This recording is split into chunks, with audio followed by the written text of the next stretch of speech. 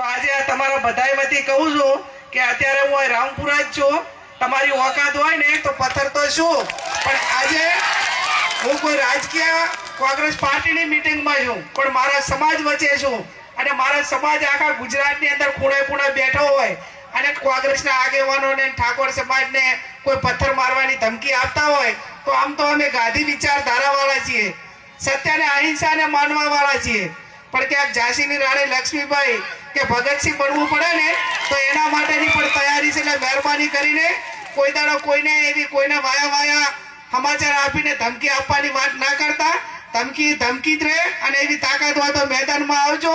મેદાન તમે નક્કી કરજો કે અમારે કઈ જગ્યાએ આવવાનું છે. એટલે કોંગ્રેસનો કાર્યકર એક ગાંધી વિચાર સાથે વણાયેલો છે. આપણે બધા સદારામ બાપુને ભારતીજી મહારાજને માનવા વાળા છીએ, પણ મહેરબાની કરીને ક્યાંક આ ખોટી મગજની નસ ખેંચવાનું ના કરે એવી પણ હું એમની પાસે અપેક્ષા રાખું છું.